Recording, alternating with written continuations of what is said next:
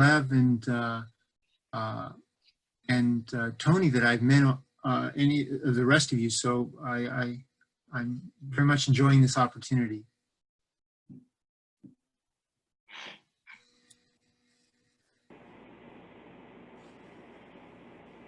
Hello, Josh. Where is Josh? I don't, yeah, Josh disappeared. There he is, he's waving. Yes, yes. He didn't want to have two screens on at once. We're getting an echo from. If we're waiting for Josh for a moment, I wonder, Sal, could I ask you one question that's outside of the parameters of our discussion today? Sure.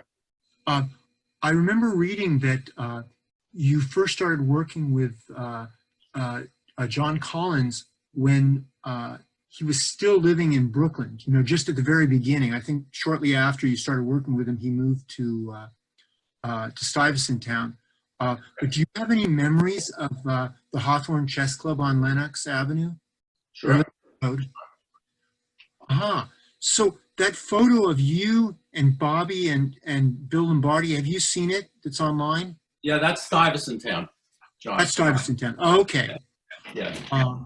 Lenoxville was basically, obviously, I mean, you know, it was in Brooklyn, so there were a lot of, I mean, Bobby used to come by, Lombardi, the Byrne brothers, Ray Weinstein, many people used to come by and play speed chess, and those Bobby and various other people used to play something. It was instant chess. It was Scout's honor to play instantaneously, no hesitation whatsoever. It was kind of fun. That's a new one. I never heard of that. Is that Sal Matera speaking? Yeah, hi Tony, how are you? I'm not bad, and I just wanted to ask a question about Collins Club. Okay. Was I blacklisted or simply lived too far away? Where did you live, Tony? Outer Queens. Oh, I have no idea. Not my club. Okay.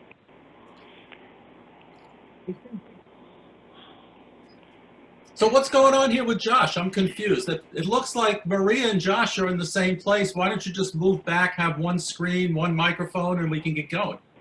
Well, we'll see if we can do that here. We're outside on the porch. You can back up from the screen a little bit and we'll still see you both. Yeah, that would work. Okay, so we are here together then, I guess. Are you? There you go. Okay, you can hear us and see us now? Yes. Okay, so we may be moving yet again, but it shouldn't be too bad. But I'm watching a storm come into I'm watching. So let's go ahead and go inside. We can't hear you when you're walking around.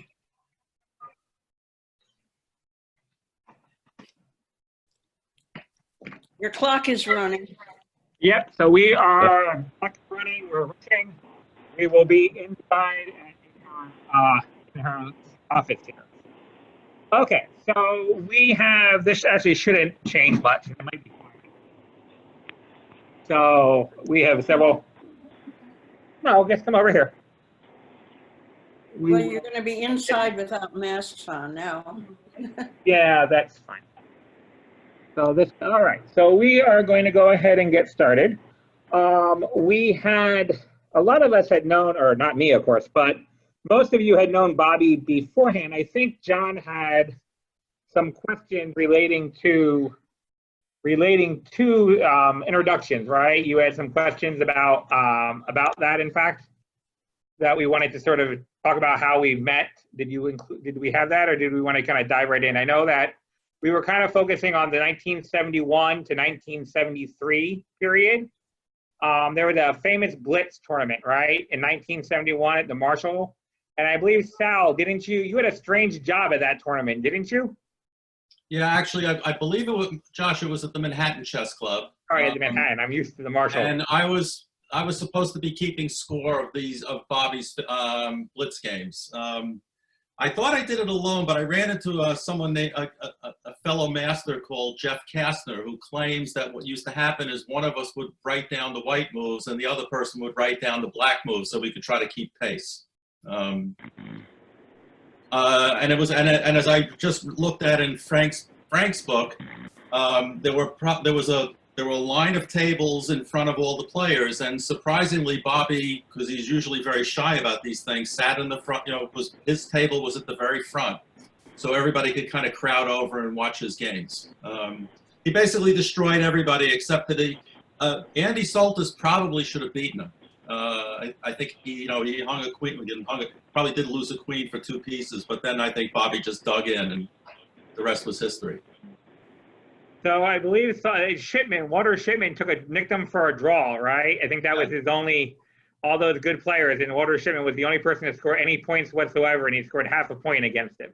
Right, which was better than Taimanov or Larson did. True, Bobby had been on quite a streak at that point. Yep. So Sam, why didn't you play in the tournament? Joining us? I don't know, John. I actually, to be blunt, at that point I was probably a very strong speed. I know I was a very strong speed player, and there are a few people who I probably should have replaced, but I was happy just to be there. Mm-hmm. Well, and a lot of the people who were there tended to be older as well, correct? They tended to be more players Bobby would have known for a long time. I guess. Right, more friends. I mean, if you sort of look at that list, I believe Shipman's on it, and then it has quite a few of those other names that I recognize from the U.S. championships in the 50s and 60s. And so my guess would be that they were interested in sort of, kind of keeping that group kind of thing. Right. Yeah, I'm not sure who made the decision of who was going to play.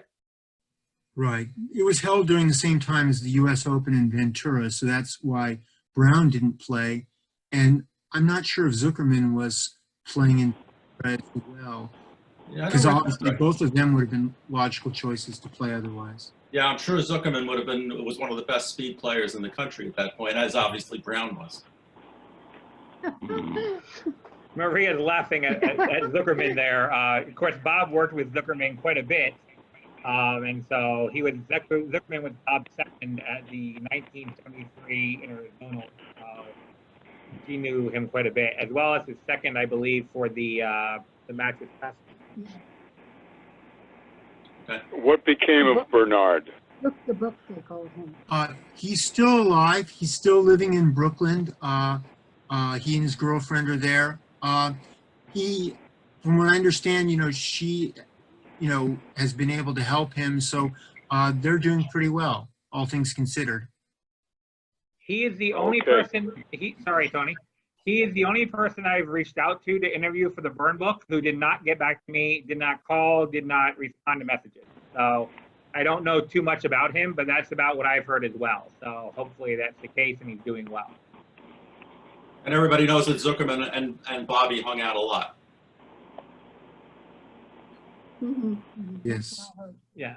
Zook the book, was that his nickname? Yep.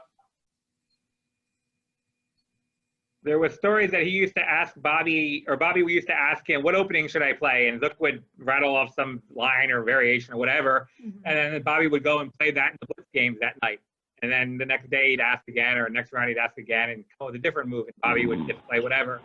Because I guess he knew them all as well. So he could kind of keep, it was fun to sort of play different things.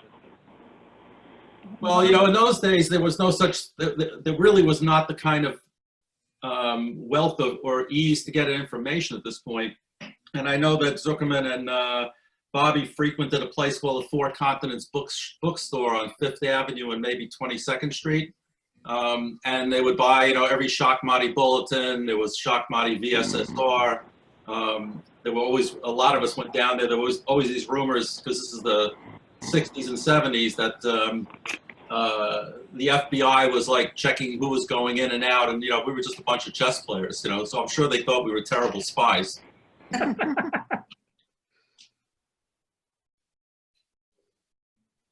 So now after so there was this match in 1971, this tournament in 1971, and then after that was actually the day after Maria was married. Maria and Bob got married Friday night. I guess it was a Saturday event. Mm-hmm. Maria and Bob got married Friday night, and then on Saturday they went to the tournament. So. Needless to say. Which tournament? What's that? The Blitz event. Yeah, oh, the Blitz. Okay. Yeah, that event. Do you remember any of you that attended the event, there's a very famous photo that was in the New York Times where it's a game between Soltis and Bobby, and there's a large crowd, and Maria and is definitely in the photo. Oh, there you go. Jack Collins is dead center. Yes, Right. Jack's dead center. And behind Andy Soltis's head is a very strange hairdo. That's me. Okay. Oh, and Hans Kamak is on the left. Right. We couldn't figure out where Bob was. We were figuring like he came in third in this event. So You're in from this picture is looking at the crowd. Everybody is behind you. All the players are behind this. I see. Okay. Right, So Bobby's that's at the why- front, and everybody else. Bobby and Andy are at the front. Everybody else is behind them. Behind us, behind the picture. I see. Okay, that would explain why the active players aren't in it. I see. I wonder if the Times thought to take pictures of everybody else, but probably There not. was a picture that way from that perspective. We're, So those of you on camera without calling in, I'm afraid I can't really describe this. It's just sort of a photo of a lot of the famous New York players of the 50s and 60s standing around the game that Bobby and Soltis are playing. One of their two games in the match, or in the tournament rather. Can I put it down now, John? You're looking like you're looking for something. So. no, yeah, I think it would be difficult for people to recognize, so it looks like Jeffrey Kastner's in the photo up in the upper far left, but I don't know how easy it's going to be for people to see him. He looks like he's standing up. Is that him in the Bobby's, on Bobby's side, but almost to the very far edge and then upwards. Yeah. It's the fellow with the dark hair that looks like he must be standing on a chair. In the upper left corner there. Yeah, that's Jeff. Okay. Okay, that's a good catch, John. I now realize that was a complete lie. I was the only one keeping score. Jeff is doing nothing there. Well, that's the thing I'm wondering. That's what I'm wondering. I mean, what you described, that technique is a way to record blitz games where the white moves and the black moves are assigned to different recorders.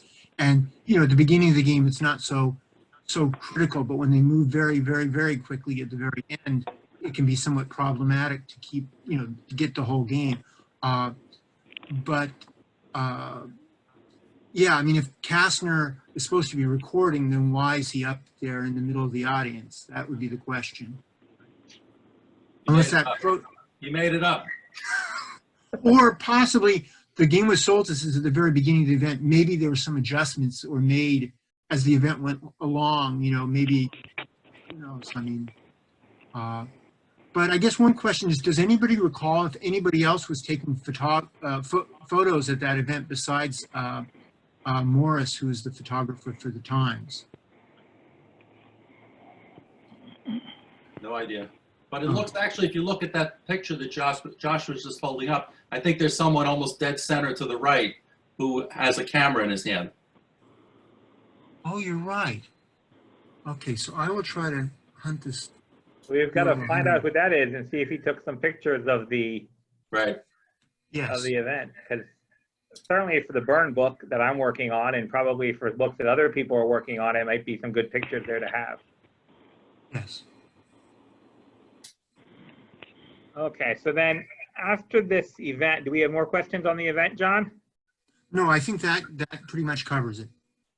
Okay, so then after the event, Fisher doesn't play anymore, but we get to this point where they're beginning to have discussion, right, on where to have the event, and sort of leads us into, we're going to kind of fast forward because, of course, this event was August of '71. There's a lot of discussion, where should we have the event? I guess there's some debate, of course, between where Fisher wants, where the Soviets want.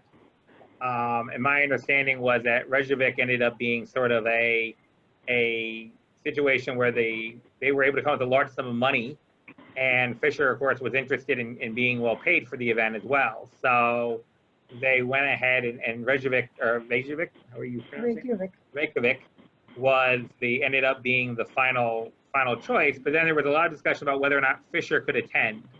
And Betty, you had some interesting, I think you and Tony both have some interesting stories about trying to get Fischer to Iceland and should he be there or not. And I guess, I don't know which one of you wants to go That's first. true. I can go back further than that because Okay. you're talking about where the match would be. And Paul was brought into it maybe in February or so by, here I go, I told you I blanked names I know. Ed Edmondson, through the English TV guy. Later? Chester Fox? No. Paul negotiated with him too, but he wasn't very liked. Barden, Leonard Barden? No, I answered the call from Leonard Barden. That's going forward a little bit. No, Paul was negotiating for the site of the match back when the Russians, I believe, wanted it in a Eastern Bloc country. And Bobby, I don't know if Yugoslavia, I don't know what Bobby had proposed, but it wasn't Iceland. And then eventually the Russians said Iceland, and Paul was back and forth. At that point, he was beginning to be involved with negotiating the terms and the conditions of the match. But Bobby never would sign anything agreeing to the match. When he finally agreed to go, Paul is the one who signed his agreement on his behalf, because Bobby couldn't bring himself to sign anything. I think it was first Yugoslavia who wanted the match. Yugoslavia, right. Yeah.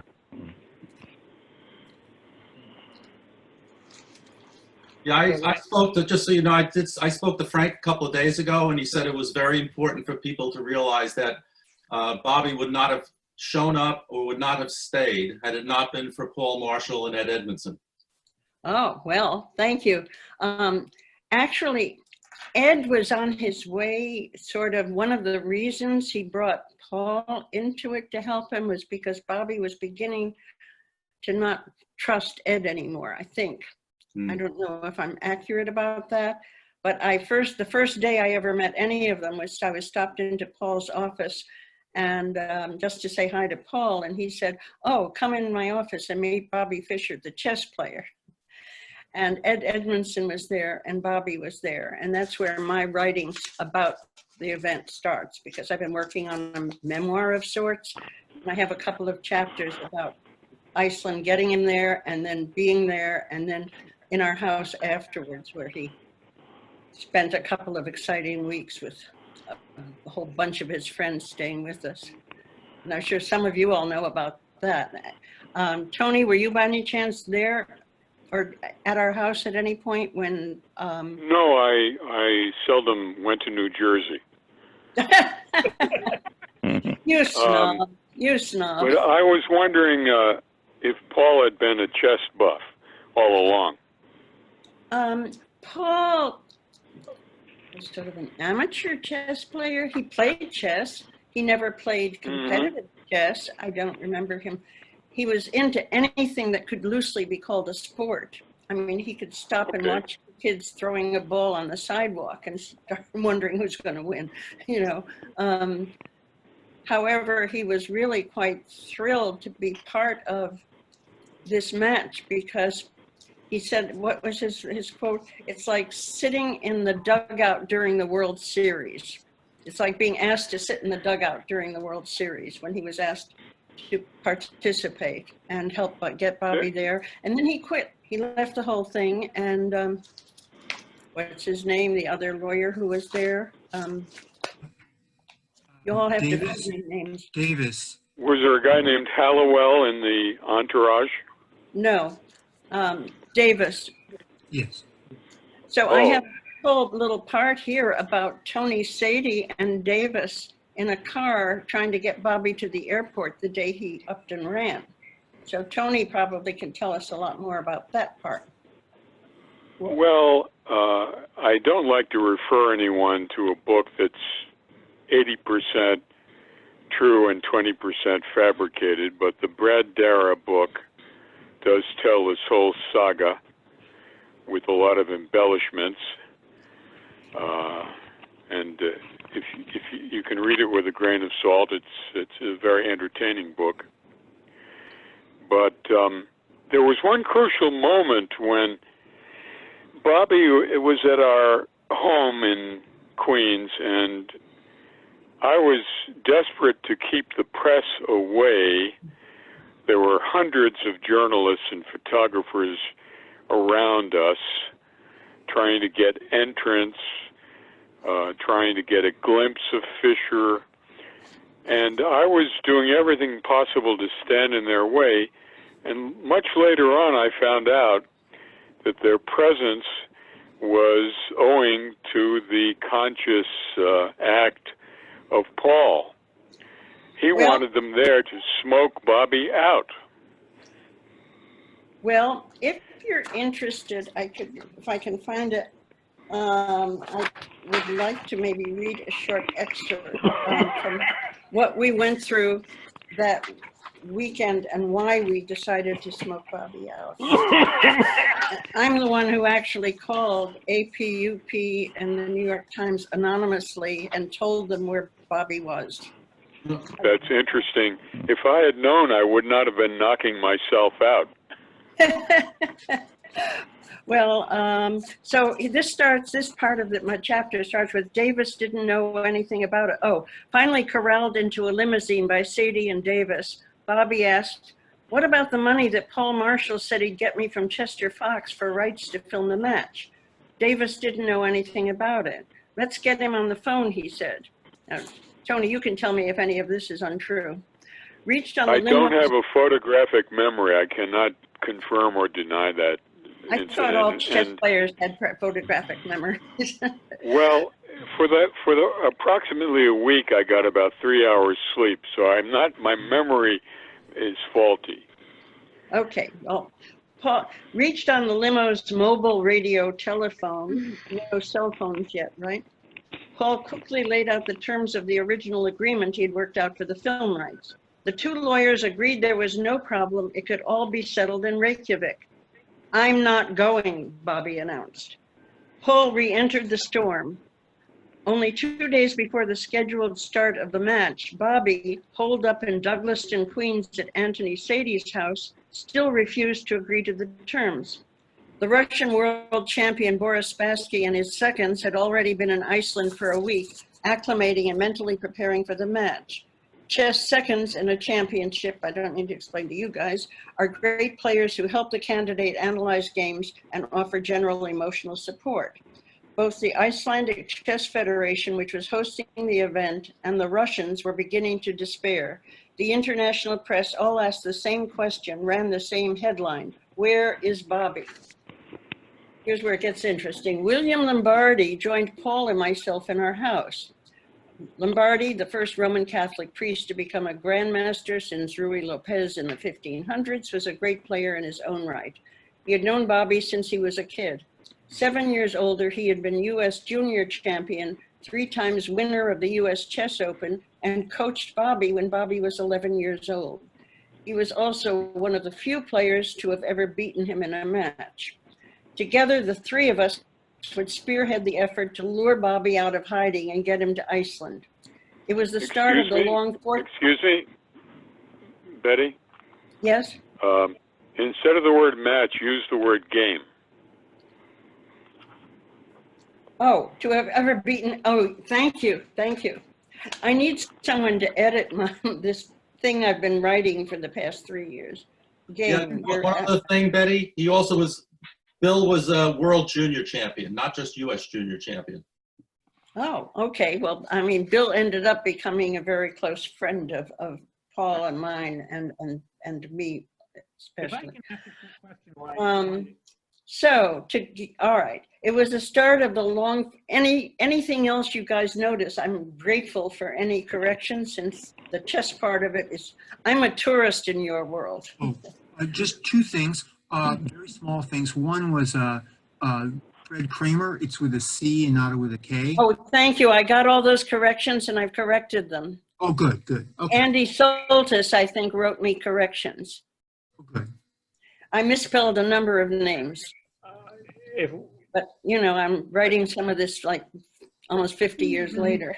Are you, do we want to get I have a couple questions for people as this is going on simultaneously. There are a couple other events we want to kind of sort of circle back to this when we get to how the Russians are doing with this and so forth, because you mentioned it, but we probably have let Lev talk about it while we're right on the subject, and then let Tony talk about his part, and then circle back to this at the end, or not at the end, but Whenever. you know All right, You guys lead it. I mean, I have more about what we went through in that weekend in our house to try to smoke Bobby out.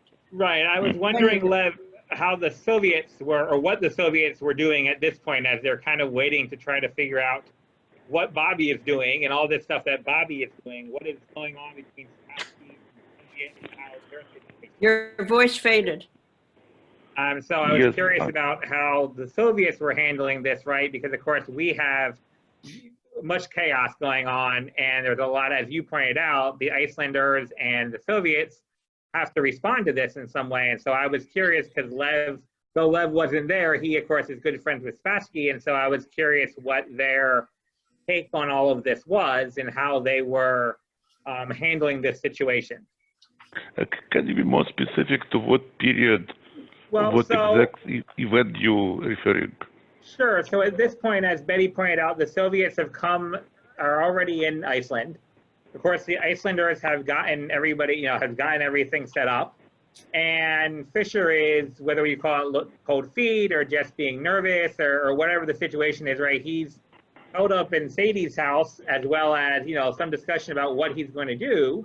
Oh, okay. I was curious how the Soviets were reporting this, discussing this, what was going on at their end. Well, the Soviets is really like several entities. It's not like one entity. The Soviet officials, mostly in Moscow, they wanted, they really didn't like the idea of the match. They would love Fischer not to appear, and Spassky be redeclared world champion, and to have it all over. Spassky himself wanted to play, and he wanted to give Bobby all opportunities to appear late or whatever. He was not. He didn't take it personally. Some of the Soviet, even members of his team, were like telling him that it's like insult to you, that he's not appearing on time, and so on. And Boris said, look, it's not a big deal, let's wait, and he will appear. If it would be not Boris, then probably the Soviet team would take some steps to use whatever is technically and legally possible to prevent the match from taking place, to use any delay which Bobby would taking, to insist that it's against rules and that Spassky should be declared winner. But because Boris was really the boss in his team, they didn't do it. So they basically waited, and I don't think it has any negative effect on Boris. He didn't play on his nerves. He just was waiting, and he was determined to do whatever he can personally, whatever depends on him, to allow the match to take place. I see. But Lev, don't you think that Spassky was psychologically upset by the first week or two of the match, and he did not play at full strength? Not really. And after all, he got a good present in the game one, and he got a full point out of nowhere. So I don't think he was. In fact, as you know, I'm sure you all know, it was Boris who talked Bobby into playing. At least Boris would tell me the story in kind of detail that after Bobby forfeited the second game, and he really wanted to leave. And again, you know the story from people who were with Bobby at the time, like Kavalik and others. Robert knew it, but you probably heard it from Bobby or others.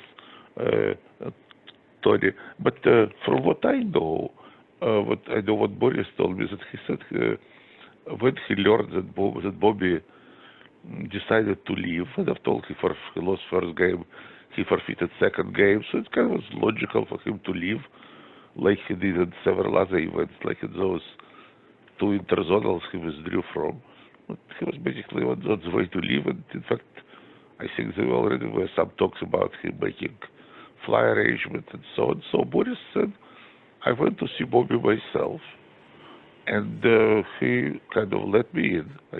He called him probably his room, and he let him in. So Boris came to his room, and he said to him, Boris said to him, look, Bobby, did I something to kind of insult you? Why you want, we really two best players in the world. It's very interesting match. Everyone is watching, kind of looking forward to see our games. Why do you want to leave? Did I something, to harm you? And no, Boris, you didn't do anything to be wrong. You were doing all like correct. It wasn't correct for me. But he said, I simply cannot play in this noisy room. It's you know me. I kind of always had problem with noise. And the room is very noisy, and I don't remember if he said something specific things about TV cameras or simply noise. And said, then Boris said, look, Bobby, what if you play in this, closed room? I don't remember if it says with one arbiter there, whatever, but without cameras and without spectators. Would you be willing to play? And Boris said, oh, yes, of course I will. So they went together to organizers. And again, I don't remember exactly, I knew it, but I don't remember exactly to whom they went. Did they went first to Oive, and with Oive to organizers, or to organizers and then to Oive? But basically they both, obviously, Oive didn't want match to be cancelled, and the organizers, even more so, didn't want match to be cancelled because they were looking for the match. So when both Boris and Bobby came, they didn't want to have it in a separate room, organizers, because, they had the agreement with the TV company, but still, when they have two players together coming to them and saying, look, it's too noisy, we both want to play in the closed room without cameras, without spectators, and so they couldn't at the time to say, no, we insist on rules, and okay, fine, let's play, and they allowed them to play in this isolated room. And then it is already my kind of interpretation. I don't remember what Boris, if Boris told me something more, they probably promised Bobby that they would rearrange the main hall in such a way that it would be some separation from spectators, so it would be less noise, and that spectators who would be making noise would be removed, and that cameras would be placed in such ways they also don't create any real noise. But in the meanwhile, of course, they played a third game in a separated room, which Bobby won, and won very well, which certainly kind of add to his, to his feeling and to his, enthusiasm about the match. And so, in fact, it was Boris who single-handedly saved the match, because obviously members of his team, Geller, for instance, and others, I don't know who, Geller definitely Cruz to the lesser extent, but they basically all were in favor of Boris to really doing nothing. Boris didn't have to do anything. He didn't have to protest. He didn't have to do nothing. If he didn't go to Bobby and talk Bobby into playing in separated room, and then together talk to Oive and organizers, and again talk them into allowing to do it, it would be all very good for Boris and for his team. Boris would be declared the winner. He would get full prize. His coaches would get full fees, whatever, for a very short period of time. The Soviet government would be very happy. Boris would keep his title, and really nobody in the chess world would blame Boris, because he was looking like bending over, like he didn't object to Bobby coming later, he didn't object to this, to that. He didn't even insist on, he didn't protest any time. And besides, his results against Bobby at the time were overwhelming. Before the match, it was 3-0 in Boris' favor, and he won the first game. So it was like 4-0, I guess, with some draws. But so Boris would, in eyes of everyone, would look as well-deserving champion. And Boris won Bobby well. He withdrew from there, He's a little bit crazy guy, and so on. So it was Boris who did it, and he did it, I would say, knowing what he's doing, because he viewed Bobby as very strong opponent. He knew that, it would be not an easy match for him, to say the least. But he wanted to be, he felt that as world champion, he should be more than fair to his opponent. Plus, I also think, I'm sure he liked Bobby personally. And third thing, which is not so obvious for others, but also like the United States of America. I think that I don't think that Boris lost match on purpose, but I would say that he would be much more happier to lose match to American, and especially to Bobby Fischer, than he would be to lose match to any of his Soviet compatriots. Many times. And he wasn't alone, because I remember myself and other Soviet players who knew Boris. Like, let's say in my case, I was his close friend. Not closest, but close. B, his friend. I was in a way a beneficiary of being a friend of all champions, so I would have opportunity to maybe to have some summer camp with him and this and that. But I remember during the match, I certainly wanted Bobby to win, and not for any chess reasons. I simply wanted an American to defeat the Soviet, and to see how embarrassed, how displeased would be our sport bosses, and especially our communist bosses. So I think Boris, and I'm 100% sure in this, was partly, he was partly hesitant. He was, he wanted to win, but again, he really, to some extent, wanted America to win, and wanted personally Bobby Fischer to win. In fact, it was before the match.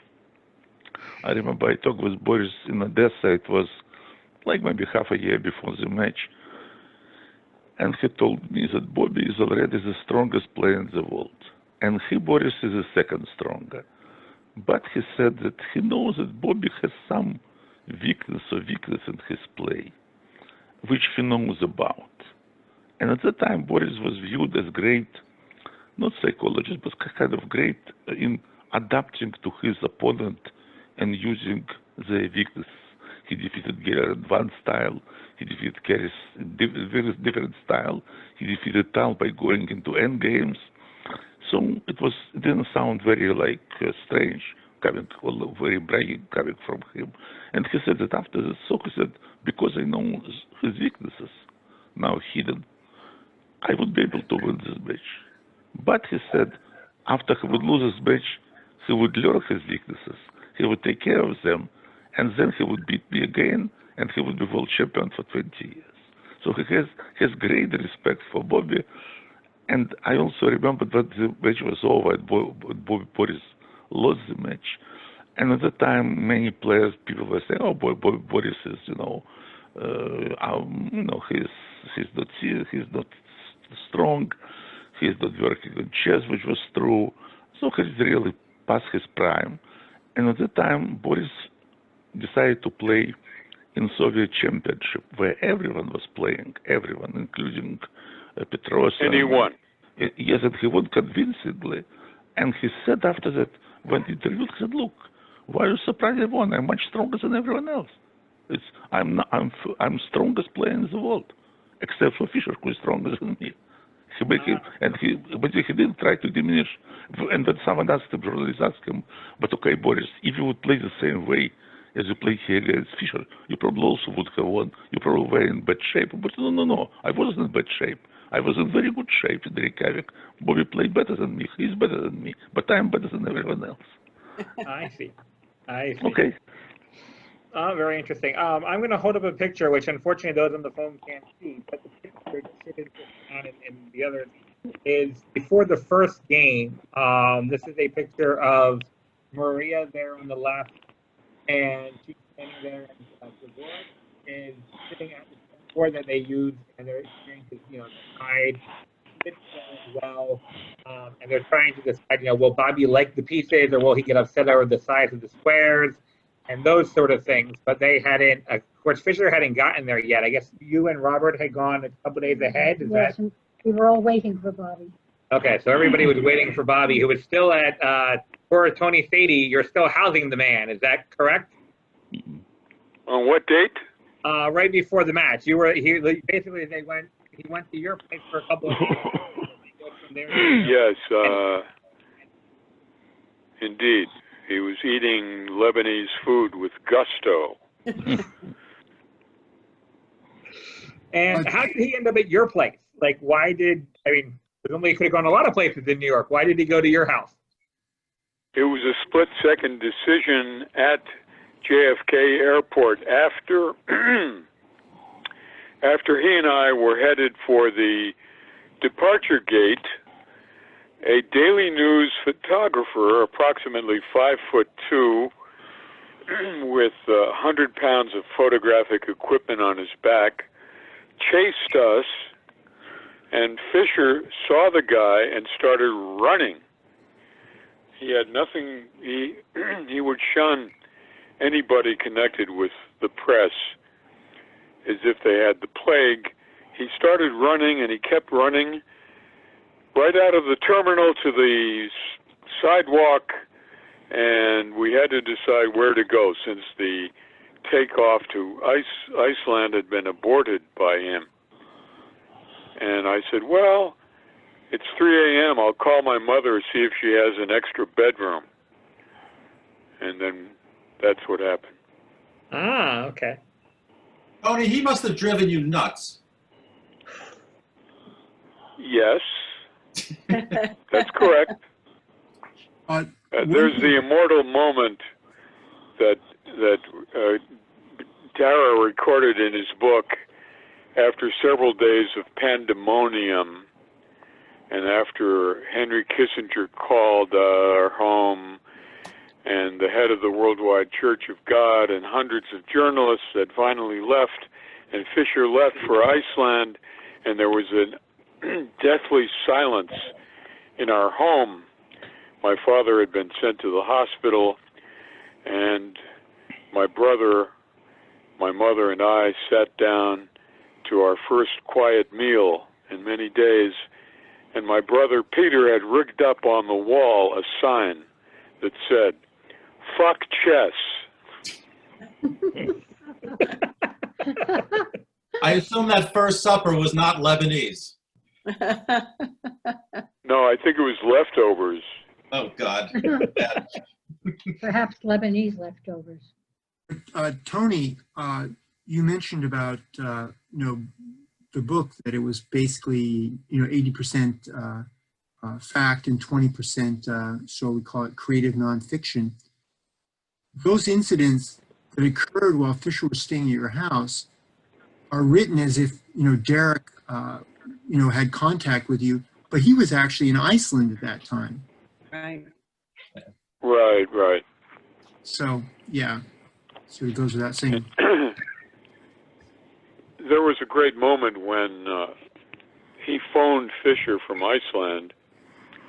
I guess some people know this, and he was on the phone, and he said, "Geller is here."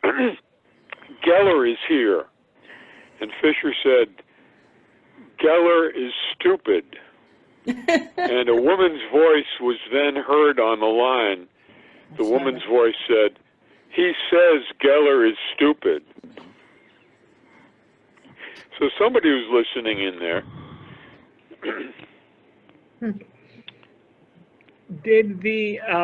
So at this point, Betty, you guys, so you're finally to the point where you're going to get him on the plane, right? So he leaves Sadie's house and he goes with you, correct? And Betty, you're with that group, yes? That you take him to the Well- airport? Well, more or less. We all drove, I think, and we had two cars. I don't remember if there was a limo involved or just a car to get Bobby. So Paul and Bill got in one car when they went in the house to get Bobby. And I think, and Tony, you probably know more about that part. I was in another car outside, and Bobby had already told Paul he didn't want him to bring me. And Paul said, why? I'm not playing chess. He said, well, she'll distract you. So that was another story. But because you're a non-player? no, the day I met him, I had been acting. I had been in my second play on Broadway that spring. And I was auditioning for a crazy movie and was told to dress sexy. So I had on lashes and my hair down and a black lace cocktail dress when I stopped by Paul's office because I had some time to kill before my audition. And that's when he said, come in and meet Bobby. So when Bobby met me, I was only 2 years older than him. I was maybe, I don't know, 31 or so then. And so Bobby was like, Bobby has always noticed women. And it was, I don't know if that's a line where I did some creative nonfiction where I had him say, well, you don't look like a lawyer's wife. And so what was the original question? Well, I can say that Fisher, one of the reasons why, for example, Evans was not his second in Vancouver for the match with Taimanov is because Evans, again, he planned to bring his wife. I mean, that was sort of a typical, condition for Fisher that, he didn't want anybody to do anything else or have anybody else with them. So when it came to, for example, having Evans as a second for the match in Reykjavik, he had already signed a contract to report on it for ABC TV. Right, so that's when Bobby asked Paul on the phone when he said he would go. He said, well, who should I take as my second? Not that Paul knew that kind of thing, but since Bill Lombardi was sitting right there in our house, he said, how about Bill? And Bobby said, okay, will you come? And that could also be it, that he didn't want Paul's attention on anyone but him. Yes. I mean, the first two choices that Fisher had, according to correspondence that's been preserved, Gligorich was his first choice and Evans was his second. So, Lombardi, who was not playing quite so actively then, still being a priest, he was still, very strong player and he had a long-term relationship with Bobby, but he was not the first choice. Well, we didn't know that. We just had him in our house. And, at this point, we were desperate to get him back to the airport again. And that's when the next morning I got a call from Leonard Barden, who called Paul. And that's something that I think Frank Brady didn't have all the information about when he wrote about this, because Barden did not call the Chess Federation or anyone. He called our house in New Jersey, and Paul was still sleeping and Bill was still sleeping, and I'd gone down early to get coffee. And I answered the phone and he said why he was calling. And I ran upstairs to put Paul on the phone. And that's when he gave him the offer and they'd had the discussion about Slater. And Paul called Bobby to tell him about the offer from Slater. And Paul suggested that he phrase his offer like, you're not too afraid to go, or words to that. I don't remember what the exact words were now. I have it written someplace, but. You mean Slater's remark? What? Slater said, prove you're not a chicken. That's right, thank you. You do have a good memory, Tony. It was something to that effect, yes. And could I ask about Paul's take on Bobby's psyche? Did he think he was totally insane or what? Paul got to feel a great sympathy for Bobby. I think he recognized the issues that Bobby had. He knew that Bobby was certainly behaving with paranoia about not trusting anybody around him. And I think that's what probably happened with Edmondson, who was totally devoted and had no reason not to be trusted. And there was some mention in Brady's book about the offers he was already getting for chess sets. The only one I remember is after the match when Bobby was in our house, Paul got a call and said, I have an offer for you from General Foods to make Bobby Fischer chess sets. And Bobby said, how do I know it's a good company? He said, well, can you get me the book they send out at the end of the year, like their annual report or something? But the bottom line was he couldn't say yes to anything, I think. Very ambivalent. Well, he Bob was, told but me Paul that- did like him, but Paul also recognized that that he had issues and insecurities, to put it mildly. Later on, I Right. think he became clinically paranoid. So you were gonna say, Right. Bob thought, Yeah, well, all through their friendship, you might call it, or at least the years they knew one another and competed, Bob tried to get him to get psychiatric care, but was unfortunately unsuccessful. Oh, wow, I didn't know that.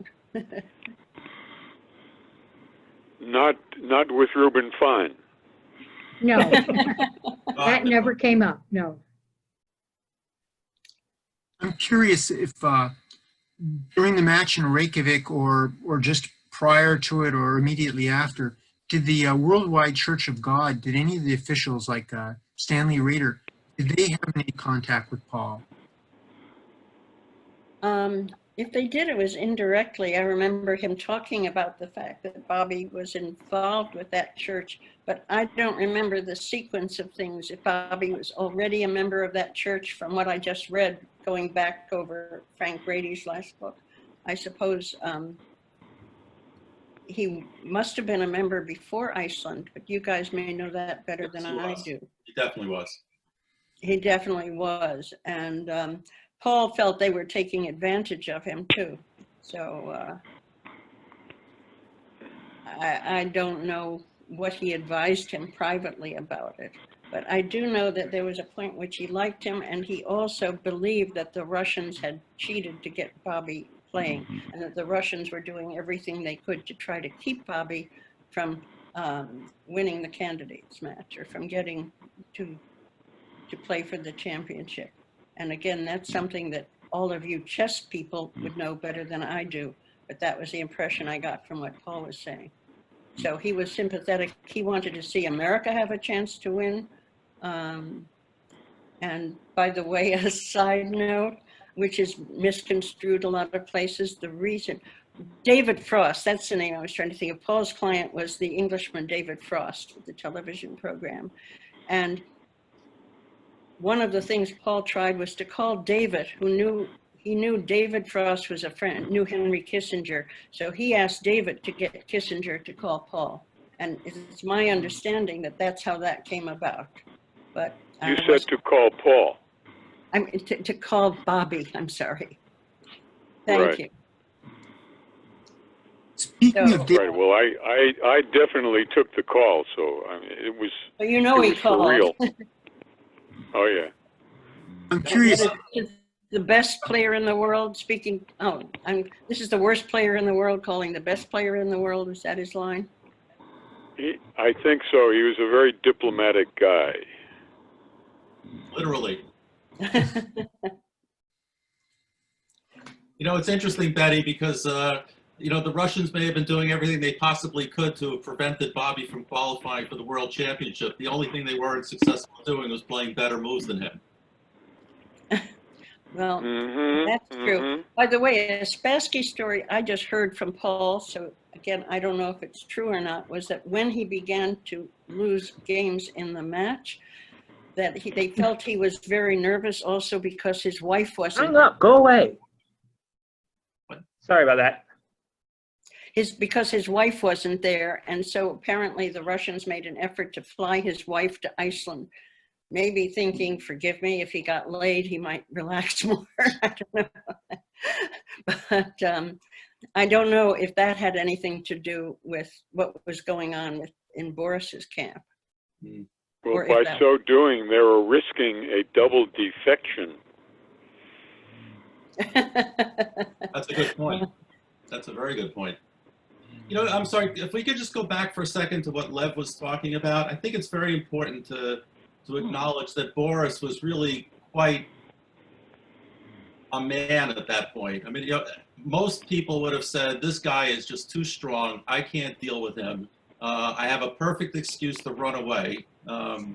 But I think that on some level, Boris was the world champion. And he's sitting there saying, you know, maybe afterwards he would say he was, you know, he knew that Bobby was better, but I don't believe that. I think on some level, you know, every game, the only two decisive games were won both by Boris.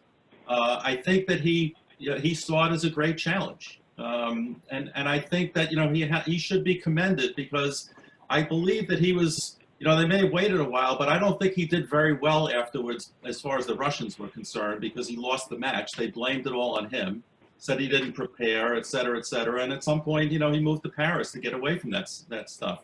But I think he showed a lot of courage and a lot of confidence in himself. And I think, you know, a true champion wants to play against the best. I think he's, you know, he should be commended for what he did. Well, I think he was a hero. And the one time we met him on a social level was after he won.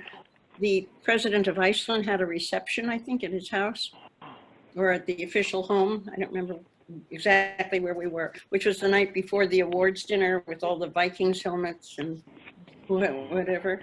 And Paul had the opportunity to chat with Boris, and he asked Spassky about Russian literature. Whom would he recommend to read among the current Russian authors? His answer was Alexander Solzhenitsyn. Oh, okay. Oh, boy. Since the KGB hovered around Boris, that was a brave answer. Yeah. When the subject turned to for me. architecture, referring to Gaudi and Le Corbusier, he said, there has been no great Russian architecture since the revolution. Spassky, a handsome, elegant man, described chess as being, quote, a game that's played by two friends over a bottle of wine. Chess is like life in that you cry a little, you laugh a little, you have triumphs and defeats. Paul asked what he thought Bobby Fischer thought about chess. His response was memorable. He said, Mr. Marshall, I said that to me, chess was like life. To Robert James Fischer, chess is life. Very good. I heard that dialogue because I was standing there too. That's excellent. Tony, I have a quick question for you. I don't know if memory. If you ever get me in. Yeah. So Betty, by all means, speak. Like they should be able to hear you. Oh, well, I would like to add something to that. Bob and both Bob and Bobby were at some tournament. Larry was there, and Bobby mentioned that he didn't have a girlfriend. So Larry Evans, who was quite a man about town, decided he would get him a very beautiful girl on a date. And from what I understand, she was gorgeous, absolutely gorgeous. Was this in Buenos Aires? It could have been, I'm not sure. Wasn't there something in Curacao when they took him to a house of... That's another story. Oh, okay. This one is different. They waited for him to come back, and they all asked him how he had enjoyed himself and what the girl was like. And he said, oh, she's nice, but chess is better. So that Right. that gives you an indication again of where he stood in relation to winning in chess. There's a stage play about that episode by Holly, I forget her full name. I saw it in Los Angeles about 10 years ago. That would have been, yeah, the one I heard was about them bringing him. I think Larry Evans may have been involved in that too. Were they in Curacao? Does that sound possible? And they decided. No, I don't think Larry was in Curacao because Pal Benko was Bobby and Bisguyer's second. I don't think Oh, well, I don't know who it was, but a couple of chess players decided at that point it was time to take Bobby to have some sex, which he hadn't until that point. So it may have been before the beautiful woman. I don't know. And he emerged from the house after he'd had sex, and they said, you know, how was it? He says, I don't know, up and down, chess is better. That was the line I heard. I think I edited the story that I told. You were, well, yes, you were being tactful, more circumspect than I was. But anyway, that story is in there somewhere. And who didn't Frank Brady write that Bobby liked girls with big boobs or some line to that effect? I don't remember. So when everybody was in Iceland, right? So you've gotten to Iceland, you've gotten Bobby to Iceland, you're beginning the match, you're him having, you know, during the weeks that he's in Iceland, there's not a lot for non-chess players to do necessarily. And so there were several events or several incidences that Betty, I think you can tell me one, and I think probably Maria can tell me one or two as well, about the time where everybody who was sort of there and experiencing this, but who were not, you know, avid chess players could go through and what sort of things were going on. I know there's a story with the Soviets, of course, you, Betty, I think was it you and Maria playing? And the Soviets No, me and Irina Kavalik. Ah, okay. And we were both new chess players. So we're entertaining ourselves out in the lobby while the chess match is going on inside the auditorium. And, you know, we're making all the wrong moves, but I was so involved, I didn't realize we'd drawn a little bit of a crowd. And afterwards, Lubash told Paul, laughing, that the Soviets had sent people to watch our game in case we were going to play any line, that we were trying out some line for Bobby. And, well, Mrs. Marshall just lost her queen. So That would have definitely been in the second half of the match, because Lubash was only there for the second half. He worked for Voice of America, and his boss was there for covering the match for the first half, and then that was, you know, Kavalik effectively was the second for Bobby for the second half in terms of analyzing the adjourned games. to go back to when they first got there, every time I think of something specific to say, it runs away with me right now. So I'll get back to it. I have another picture from that event. Again, Sadie, I'm sorry you and Lev can't see this, but it's Robert and Max Uva and, sorry, and what is this gentleman's name? Oh, that's Baderinsky. And Baderinsky at the, I guess, meeting beforehand. Meeting before the head of the Russian chess, or before the match, or at the beginning of the match. And I have that there for that. Unfortunately, there weren't too many pictures from that event taken. And of course, Betty was not taking photos yet, as she would later on. So, but I wanted to show you that Maria found this picture when going through some of Robert's photos. This picture here cool. from the match.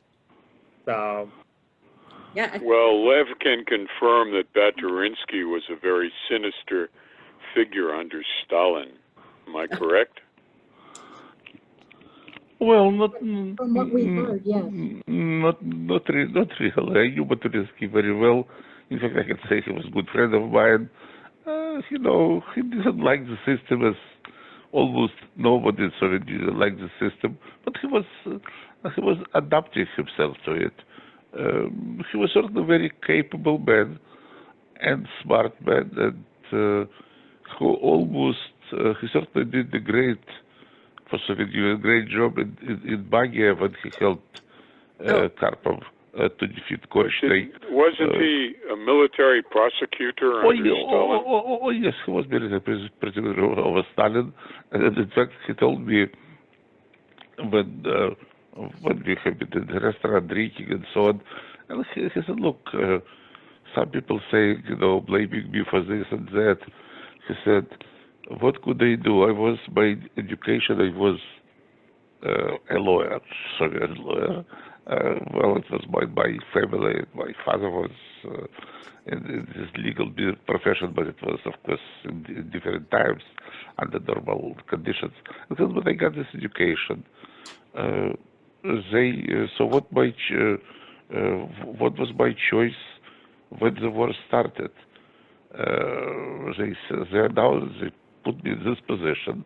Of course, I could say, no, I don't want this position, so please send me to fight, give me a rifle, or make me a lieutenant, and send me to fight, how long I would survive. Look at me, I was little, I was fat, and so on, I was short-sighted. So I took this position, and I was doing what I had to do to survive, and then he said that people blame me for putting my own friend, the chess player Master Douglas, after the war for 5 years in jail. He said, look, yes, it's true that I was prosecutor in his process, but in fact I didn't try to make things worse for him. In fact, I tried to make things better for him, and he acknowledged it, because after he was released from prison, and already in better times and post-Stalin times, everyone knows that he and I are still friends, and he kind of is not holding it against me. So again, he was not a monster. He was as bad as most people were who were forced to work for the system. Well, he made a joke with me in Tallinn when I was not playing well, and I said to him, I can't play chess here. And he says, why not? Women? In what year it was? Sorry. 1971. Where? Tallinn, Estonia. Oh, you played a tournament in Tallinn? And what Baturinski was doing there? I guess kibitzing, or he was a big wig. Oh, yes, he was a big wig. He and I became friends sometime around 73, I think, in 71. I didn't know him well, but I can attest to you he was very interested in women, and so it was really like a slip of the tongue, which was it was surprising to me. He was. Oh, if I knew that, I would have got him a date. Yeah, he would be very, very grateful for this, I'm sure. If you have done it discreetly, he would be very grateful to you.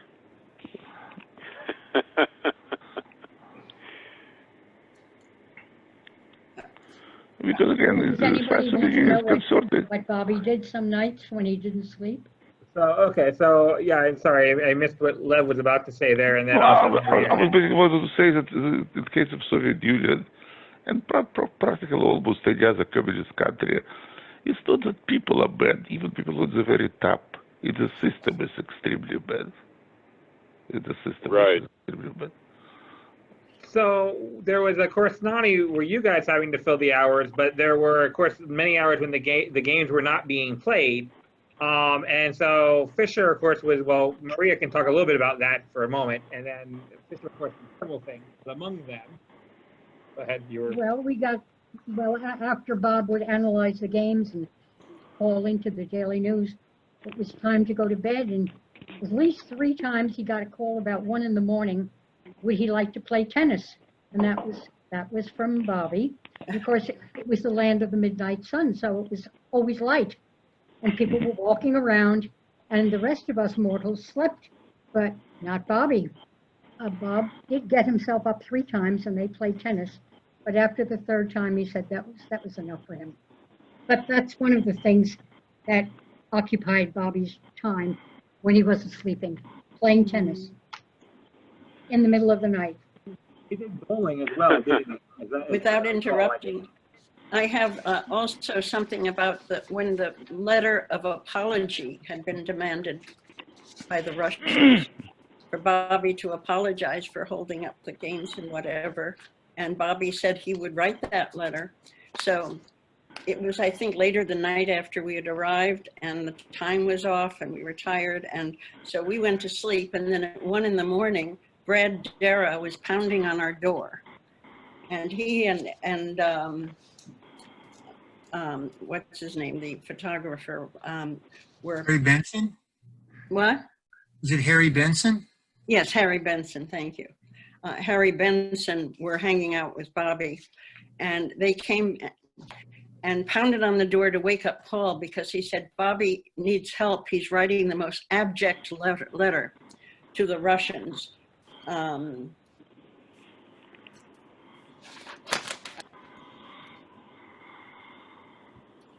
All right, so he said, he wrote a very abject letter to the Russians, and then Paul spent the rest of the night with Brad. Brad was typing because Paul didn't do that.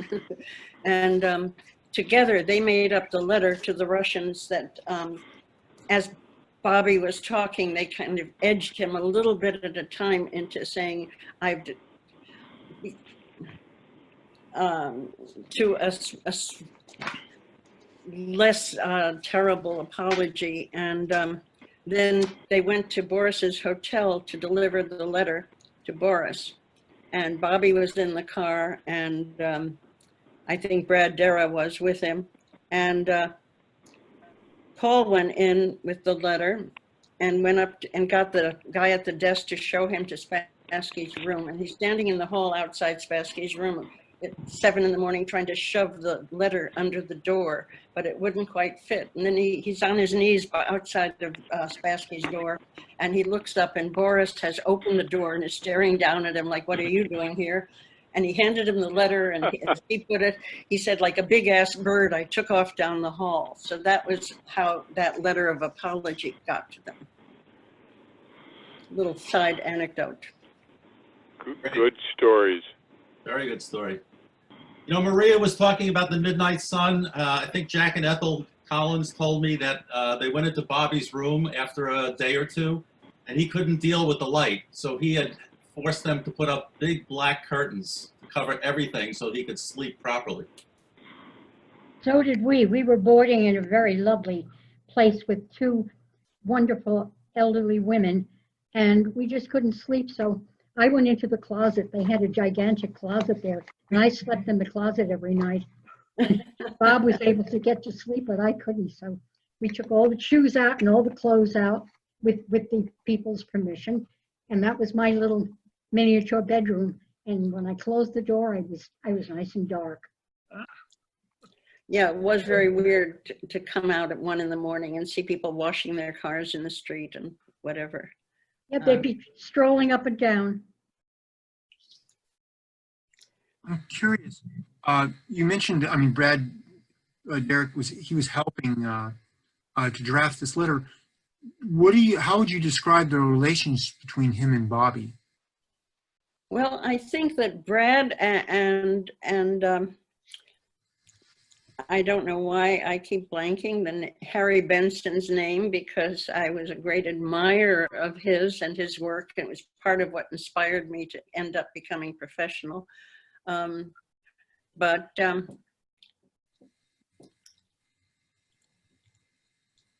knew when I'm trying to remember something on the spot, I need to get concerned. So this is what Brad and what John. They went to Grossinger's way back in the beginning. They ingratiated themselves with him because they were hired by Life magazine to do all the reporting they could.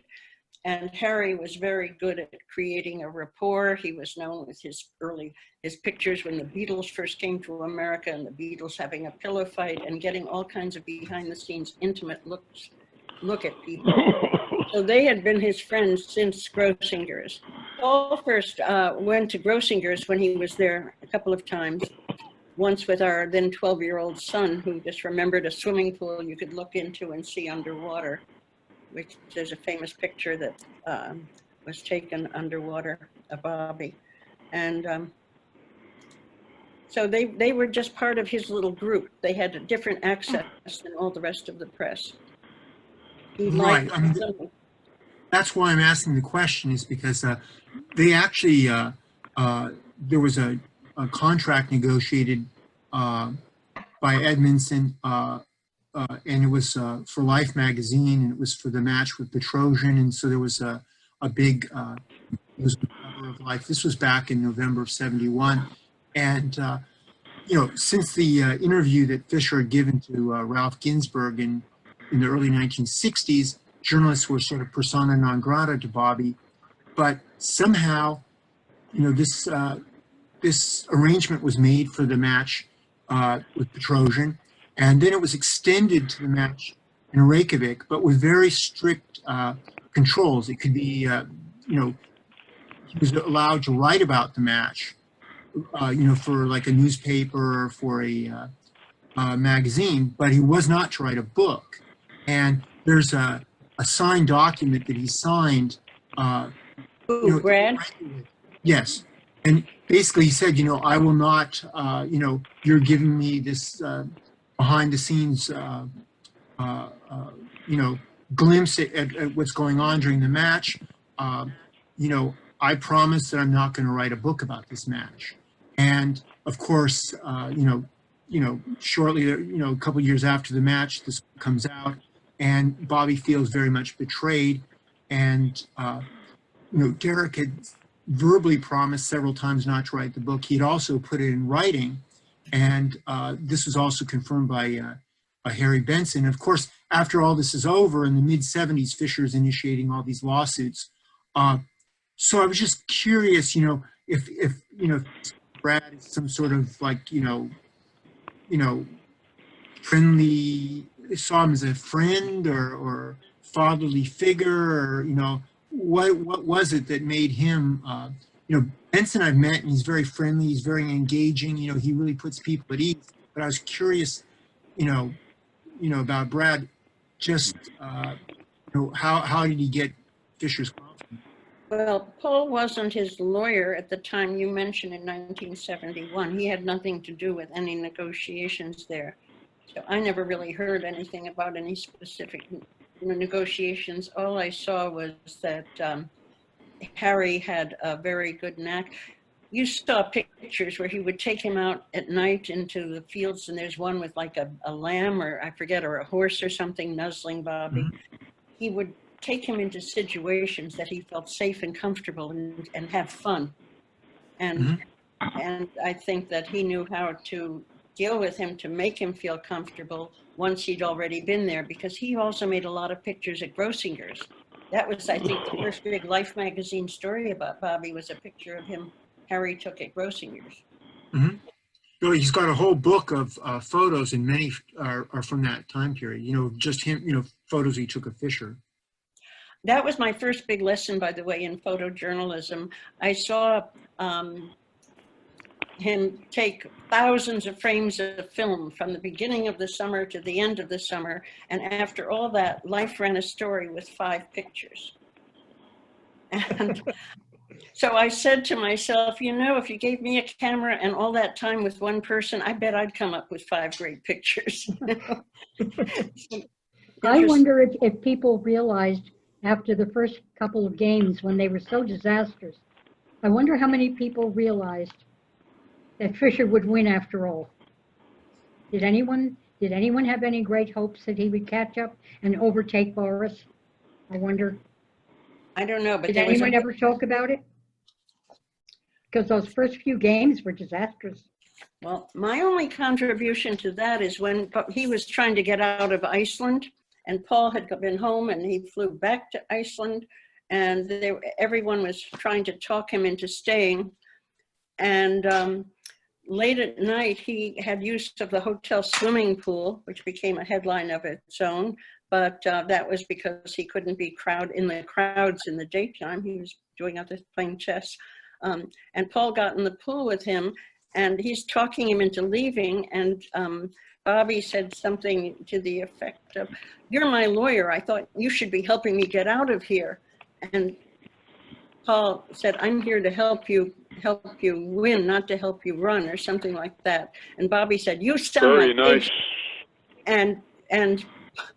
And he said to Paul, "You sound like KGB." At which point Paul smacked him in the face. And he swam to the edge of the pool feeling like a 6-year-old and said, I am not. And Fisher said, you are too. And they were like two 6-year-olds in the middle of the night in the pool. And I heard that scene described vividly by Paul. I don't think it's apocryphal, but But their relationship survived it.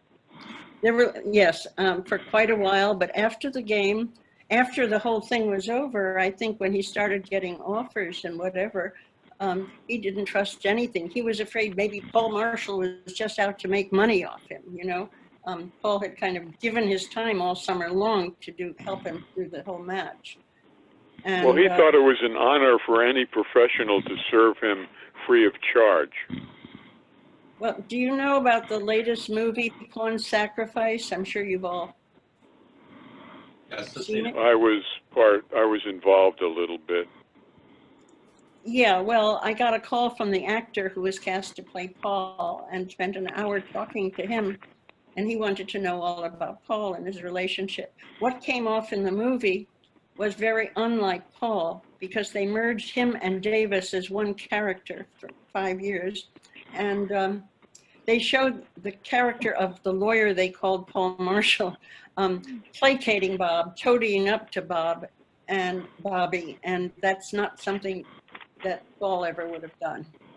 They showed him going up to in a park in the beginning and asking him to, saying, I'd like to represent you. And that never happened either. Paul didn't need to go after clients in the park. And, The whole movie was a bad job, and they should have used me as a consultant. that would have been a really good idea. Well, by the time they found me, the script was already written. The only thing that I was able to add to it was they had the character of Paul become a chain smoker. I wonder how many people realized after the match was over that Fischer would never play again. Bob Burns said, you know, Bobby will never play again. And he said it right after the match was over. And of course, he was right. Yeah. Our pediatrician came to our house when one of our children was sick. They still made house calls before the match when he was hearing stories about Bobby. And Paul's telling him stories. And he also said he'll never play again after this. So somehow, as a psychologist and doctor, he also had that same feeling. So there were a few who realized it, but not many. So many people thought he's going to make it, he'll come back. And every time they said that to Bob, he said, no, he'll never play again. He can't do it again. And he was right, also of course. Well, he was supposed to make us all rich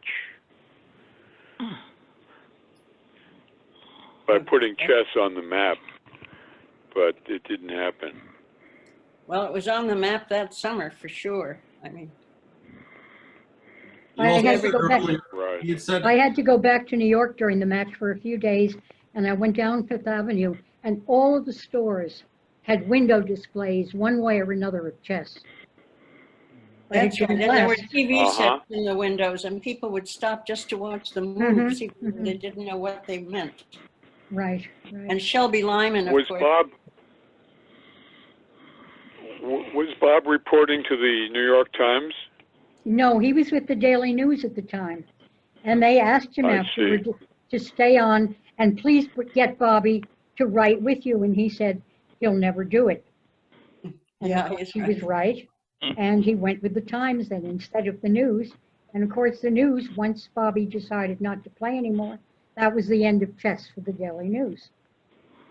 Right. And then Bob was at the Bob took over Times for many years. What? Bob Bob was at took over Horowitz's column at the Times. I'm sorry, I couldn't hear. Bob Byrne took over I.A. Horowitz's column at the New York Times. Yes, yes, That's how he ended up at the Times. right, for 26 years. Yep. What? 36, oh. Yep. and Paul made that deal for him after we'd all become friends by then. Exactly right, yes. You know, Betty, I'm surprised that Paul smacked Bobby because up till then I thought the only one who had ever hit him that I was aware of was Pal Benko at Curacao. Oh, did he? Yes. They had a Oh, wow. I want to hear that story. No, Paul could have a short fuse when he thought it would be effective. Right. Well, the problem was happening was that in Curacao, which was the candidates tournament, which Fischer walked into, was absolutely convinced he was going to win because he just won the interzonal by 2.5 points. And things headed south very quickly. The U.S. Chess Federation could only afford 1 second between, which was Bisgeier, between Fischer and Benko.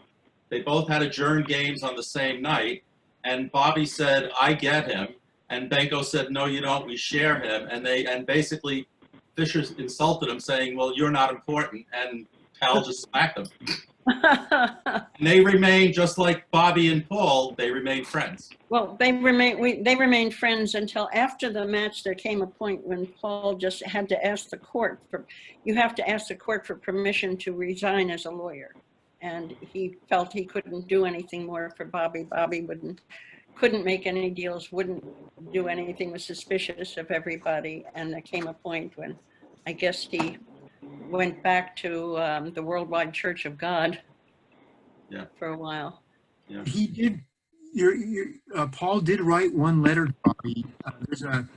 There's a fellow great collector in Connecticut. His name's David DeLucia, and he's produced several volumes that contain the highlights of his collection.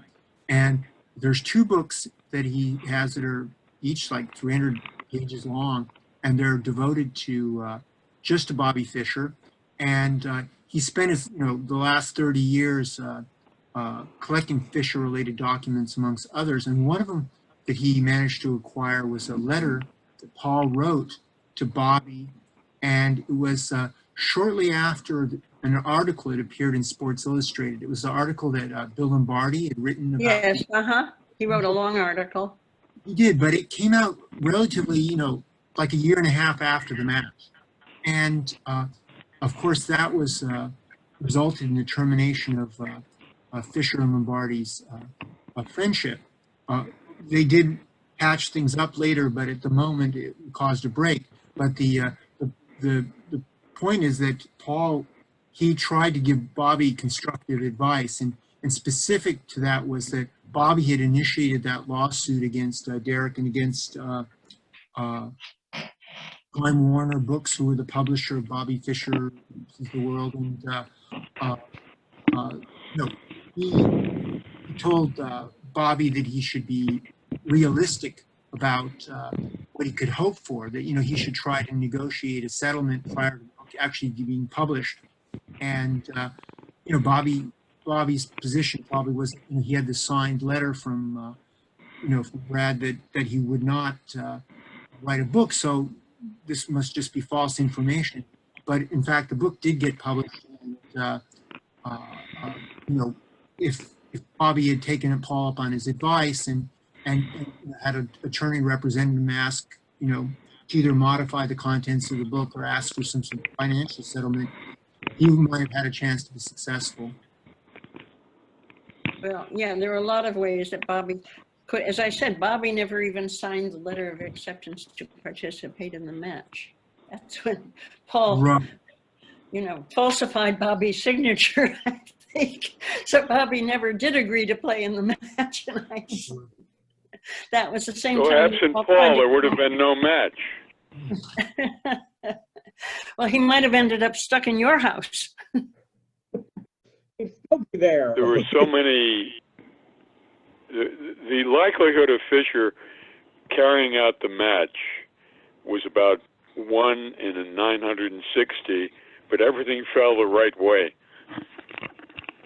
Well, I guess, and I think Lombardi was a big help, but maybe not as the greatest chess player in the world, but certainly as an emotional support for him. Yeah, I would definitely agree with that, especially when Fischer was down 2-0. It could be that Kovalik was the better analyst, in the second half of the match, but in the first half, just Lombardi paid his all he could, to keep Fischer to playing, having him continue the match. On that was a tremendous achievement, to do that and to succeed. So, there's been some questions about how much chest help Lombardi actually provided him, and I can't speak to that. But what I can say is just that emotional support, to get Fischer to continue was critical. Yeah, and I think also people have to realize that Bobby was in a very, very bad spot. I mean, Maria asked earlier if anybody would have believed that he was going to turn it around, and everybody keeps talking about 2-0. It was not 2-0. It was down 3-0 because those are the matches that if the champion ties, if it's a 12-12 Right. match, the champion retains his title. So Bobby had at some point win 3 games unanswered, which he did. But I would think, given the fact that everybody realized that Bobby had never beaten Spassky, he's now down 2-0, in reality 3-0. He looks like he's losing his mind and his whole sense of self. I'm sure we all wanted him to win, but I bet there were very few people who would have sat there and said, yeah, he's going to turn it around on a dime now, which he did in the next game and win. Right. Well, Bob Byrne predicted the score long before the match started. He wrote in the news, one of his early writings before the match did get started. He said Bobby would win 12.5, 8.5, and Really? that's exactly how it turned out. Yeah. Yeah, he was one of the very few people to get that score right. Chess Life ran an article, and I think the Chess Life listing of all the different people, he's the only one. And then there's a comment made, they put that quote in the back of, I forget which book now, but there's one of the books on the match where at the back of it, I think it's Gregoric's book, they have, Robert Burns said he'd go 12.5, 8.5, and be champion the next 20 years. And then somebody asked Bob about that because, of course, he was very right in the first part and very wrong in the second. And he was like, yeah, I really should have stopped after that first sentence. That'd have been a genius. But he's like, it wasn't quite the way it worked out. So, But again, he knew and told everybody who asked that Fischer would never play again. Yeah, but Bobby himself had said, I'm going to be a very active champion. And I think that was because some of the world champions like Botvinnik played once every 2 or 3 years. And Fischer claimed that he was going to play and he was going to defend his title and everything else. But of course, once he got to that point, I think it was just too much to roll that stone up Sisyphus' stone again, up to the top of the mountain. did the Soviets, I'm sorry, go ahead. Oh, I was going to throw in a story about when they were negotiating to play in a separate private room when Bobby wouldn't play on stage. And they were, I guess, the officials of the match, and they're all standing around, and Paul is trying to argue with them about why they should do the separate room. And then Paul said, I read somewhere in the rules that the conditions of a match can't be altered once the match is started. And they said, yes, that's true. He said, well, there's a fire axe on the wall here. If I go and chop up the table, would that mean the circumstances have changed? That was another one. Paul standing in the middle of a room with the fire axe. He had some unorthodox methods. Did the Soviets expect that Fischer, like after he won the world championship, were they expecting Fischer to be a problem for many years to come, a strong opponent for many years to come?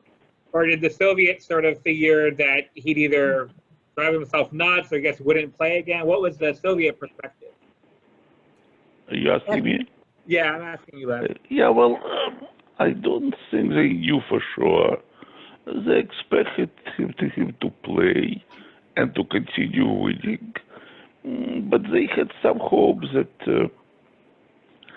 he would, that especially after he didn't play for a couple of years, they got the feeling that maybe he will come back because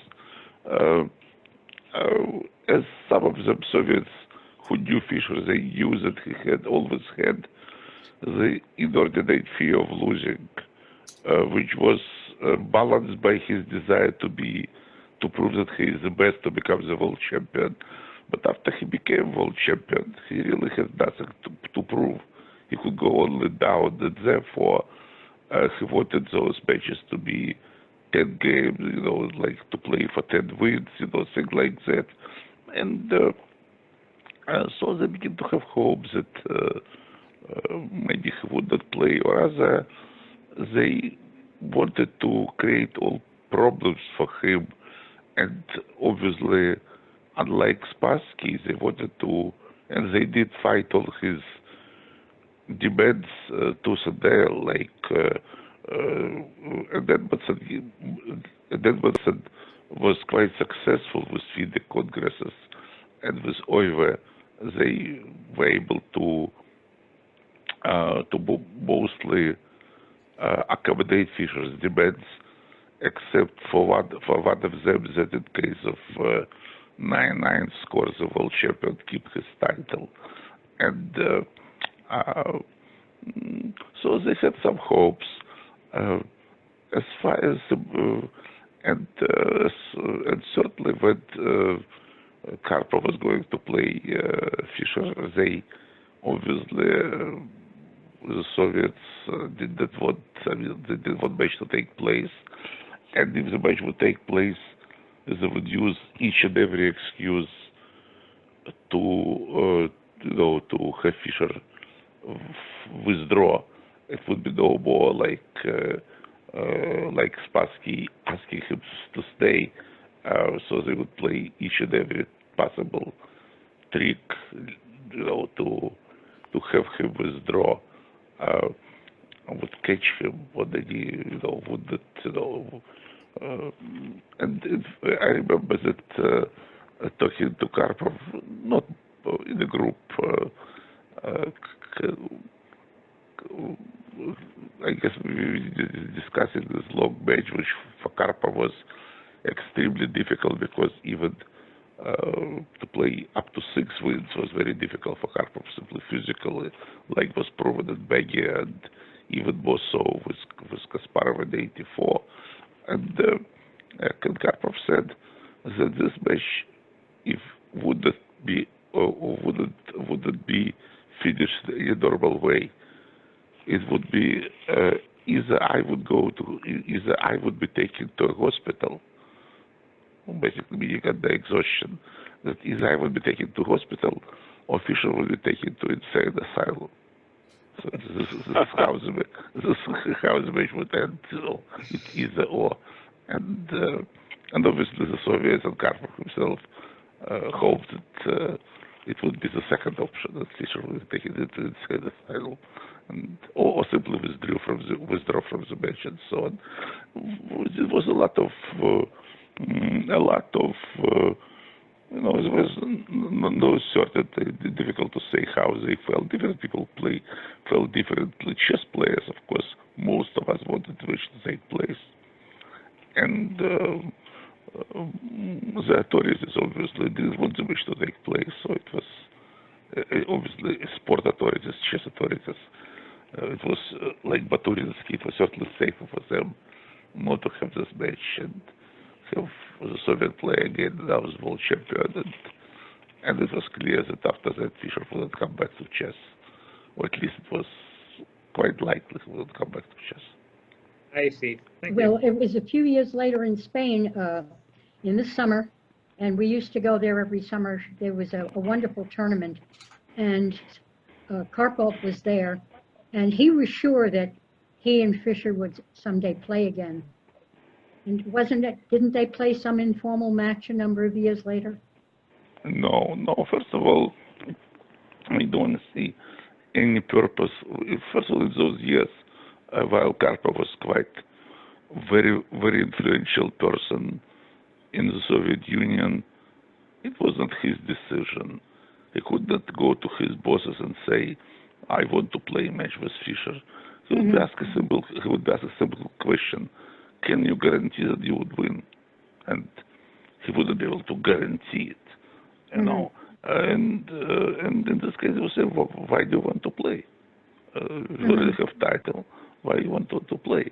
And if he would tell them, "Look, I think it would be good for chess, or it would be, that chess world would enjoy it," they wouldn't.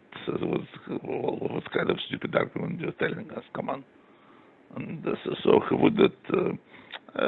I think that those negotiations with Fischer, which were done through Kampamanis, were done mostly performance. It was nice for Karpov to be in touch with, with Kapamanis, with Marcos, and so on, to go to Philippines to meet Fischer there, to have talks. But I don't think that even if Fischer would accept all his conditions, which Fischer would not accept his conditions, and never Fischer would accept Karpov playing match as a champion.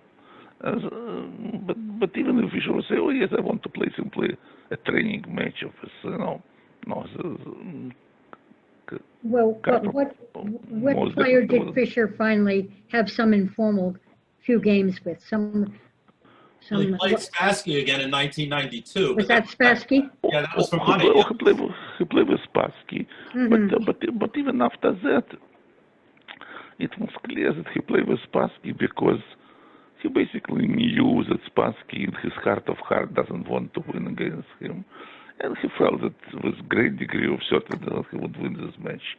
After this match, there were some talks for Fischer to play. They talk, he will now come back. He would, and I never believe in this because, again, I saw that in his heart of heart, Fischer was always very afraid of losing. Yes. And is a very good example is, for instance, even forgetting about those candidates tournament, international tournaments where he withdrew, where he was leading and so on. A very good example is this U.S. Championship, which was a zonal tournament to interzonal, where Fischer didn't play because he said that 11 rounds is too short. But it was 11 rounds, but he was, I guess, 2 or 3 people would be allowed to qualify. And I guess, and also in the previous tournament, US Championship, he won all 11 games. So in other words, it was, and he didn't play because he felt that 11 games is too short, and if I would lose one game occasionally, I already would be in danger. It was the same event where Benka gave him his place. It was before. It was before the last candidate tournament. It was before the last interzonal, where Fischer qualified and went on to become world champion, where Benka gave him his spot. But he didn't play in the US Championship. And it was certain, in a way, it was illogical. But it was logical in his system of logic. He didn't want to take risks. He felt that he can lose his reputation by, say, not winning US Championship, not qualifying, and so on and so forth. So that's why when he became world champion, it became almost certain that he would never play any serious, he wouldn't put his title, which in his mind he had, he wouldn't put it in danger. He could play some, he played with Polgars, their home, he played Torre, he played Quinteros, he played Bayazas. But it was, but he never would play in those, say, in 92, he wouldn't play Kasparov, for instance. I see. Or Karpov. Because in 92, Karpov would be happy to play a match. He already was a free man, there was no Soviet Union, and Karpov wouldn't mind to make a couple of $1 billion like Spassky did. So he would, in 92, he would be glad to have, like Spassky had his rematch. Karpov would be very happy to play unplayed match of 75. They could play it, say, 95, say, 20 years later. Karpov would be very happy to play it. But he already was world champion, but he was still number 2 in the world by rating. But Fischer would never play him. Because Karpov in 95, Fischer would lose. Or at least he would most likely lose. But at least, not most likely, Karpov would be favored in such a match. Even if Fischer prepares well, but after all, Fischer already was, I guess in 95 he would be over 50, and not, but even if he would study very hard those years, Karpov still would be favored. But even if Fischer wouldn't play even against someone against whom he would be favored. I don't think he would play even against an official match, even against Judith Polgar in 95 or 90. Well, Lev, you made an important point. I don't know if people picked up on it. It's very important. Bobby didn't play in any of the zonals. he basically said Curacao was a fix, the Russians cheat, and he wouldn't play in 64, he wouldn't play in 67, and he didn't play in the zonal, the U.S. Championship in 1970. And the only reason he got into the candidates into playing the interzonal was because Pal Benko, the aforementioned slapper, gave up his spot.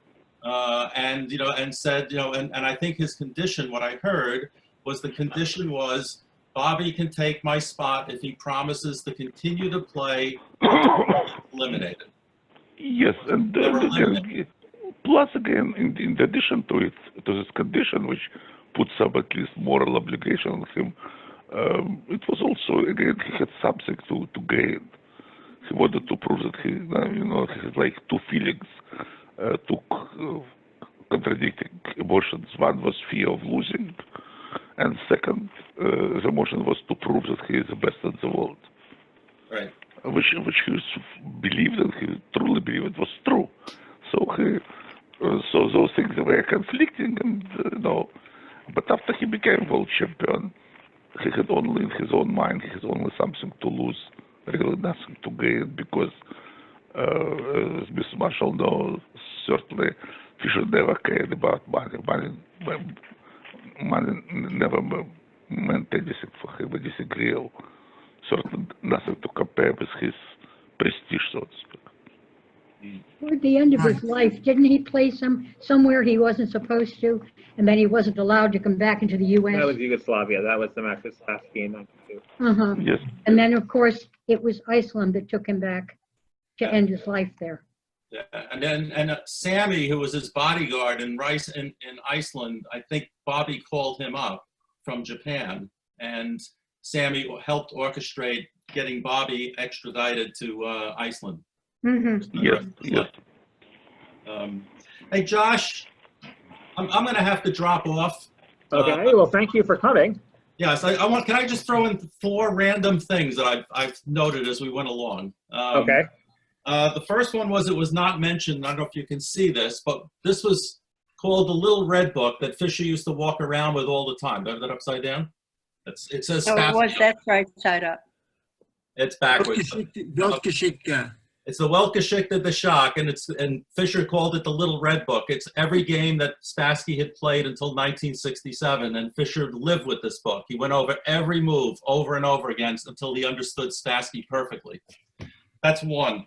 2 was, I think what's interesting is that I think that Bobby had a respect for Spassky. He wrote a very controversial article in a now defunct magazine called Chess World, naming the top 10 players of all time, and at least 3 of them were extremely suspicious, and particularly with the exclusions. There's no Botvinnik, there's no Lasker, there's none of these people, but the one or 2 Russians, he had Tal, and he also added Spassky. Spassky is one of the people he actually respected. The last thing, actually 2 more things. One is somehow this story, I don't know if you're writing something, Josh, but the whole Shelby Lyman phenomenon that kind of piggybacked on Bobby and helped popularize chess in the US is part of this story. It's a big chunk, I think. The last one, and this is somewhat for Maria's benefit, is I was witness to a post-mortem after Robert beat Bobby. I know he's on the black side of a French. It was a Goumart. I don't know how to pronounce that name. And I saw, Bobby was not at the post-mortem, but Robert was showing it to a number of players, and strong players. And I remember vividly him saying that, he managed to win some material. He won an exchange. And then he said he realized that he was playing Bobby Fischer, and he just bore down much higher because he had so much respect for Fischer. He knew that he had to play his absolute best to win the game, even though it was winning. And he was very modest about it, but I remember him going through that game, and he was just spot on with every move. I mean, he beat the hell out of Fischer perfectly. And I should add to that, that was only one of 3 games that Fischer lost in U.S. championships. He lost 1 game to Mednes and another to Sammy Reshevsky. And that game that Bob won with that intermezzo, Bishop D6, that game, Reshevsky won against Fischer in the following round, and that's why Fischer, he was nervous because he you know, he had won pretty much every game before that in that particular U.S. championship. Then he lost 2 consecutive games, and then he was in danger of not winning that. You know, he won every U.S. championship he played in, but that was the closest that he came. I think he finished a half point ahead of Bisgeier. And in that, after that event, he wanted U.S. championships to be like 20 games, like they were in the Soviet Union, for example. Like Russian championships, right? I remember. Yeah, but it's not practical in the United States where, you know, before the match in Reykjavik, I mean, or say before 1970, I think the only real professional players in the U.S. were just Bobby Rashevsky and maybe like Horowitz, somebody like that. But there was just no money in chess before 1970. But by 72, even though it was, you know, maybe it didn't last that long, but it was a golden time for chess professionals in the summer and fall of 72, and which you could attest, Sal. Yep. Well, I'm going to go back, way back to the beginning when Bob was a young man and Donald was a little bit younger, and they were playing chess. And one day, and Fischer was just starting out as a kid, and Donald had played him and came up to Bob and said, "Watch out for this kid, he's good." And Bob really didn't believe him from what he told me. And he had a fight to make a draw. And he said, yes, he's going to be world champion one of these days. I have one very last. Can you remember the year? No, I don't. What year was that? Because Bobby, until he was 13, was just another good player. I don't know. I'm sure Bob told me, but it was so long ago. I don't remember what year it was. Well, we could look and find the first game that they played between them, and then that might be some clue. But one last question. Go ahead. I have one last question. One thing I've always been curious about is, you know, all right, we know in the match in Iceland that, you know, Fischer had problems with spectators, you know, noise, and he had those sort of problems, you know, sort of throughout his career. And one thing that people have speculated on was that he had exceptionally keen hearing, that his hearing wasn't just like normal person's, but it was substantially better. I mean, maybe not like a dog or cat, but very good. And I'm wondering if any of you ever picked up on that, like in any incident involving him.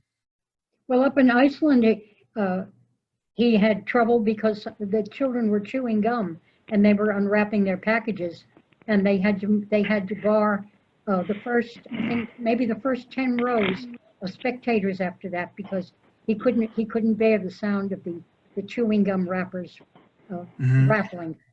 Right, which we would not hear. Right. By the way, But Sal, you said you have to leave, and I wanted to share. I tried emailing this to Joshua. I don't know how many of you are familiar with it, but this picture, if you can see it, was taken when they were drawing to see who would go first. Okay. And You want to lift it up a little bit, Betty? Betty, you want to lift? Yeah, there you go. I can't see the screen because I'm holding it in front of me. Right, I understand. Probably back up a few inches. Pull it back a little bit towards you. Yeah, there you go. That's Perfect. Much better. Very nice. So Spassky's walking away to put the pawns in one hand or another. And that's Paul, the short guy in the middle, next to Fischer. Lombardi's behind him. And I'm sure you all know who's there. I think that's Lothar Schmidt. Mr. Yeah. Schmidt. Yeah. So if the picture is sort of fading now, but, and I don't know who took it. I think they gave away their rights by printing it without a copyright notice on it. So maybe it's free to show online. But anyway, I just thought this was a special moment and I wanted to share it all with you guys. Great. Thank you, Thank Betty. you. Thank you. Anyway, thank you all for your stories. That was great. Thank you. Good. Glad you enjoyed yourself. Thank you. Thank you for coming out. Well, nice All kind the of best to you. meeting you, Sal. Okay. Best to you all. Bye-bye. Well, nice Bye-bye. touching base with everybody. Bye-bye. Adios. Adios. Okay. Take care. Sal, I hope you edit out my memory gaps about a couple of names there. Anyway, nice seeing you and meeting you. Good to see you again. Bye-bye, Betty. Bye-bye, Betty. Bye-bye. Maria will be Bye-bye. talking. All right. Bye-bye. Thank you. Bye. All right. Bye-bye. I'm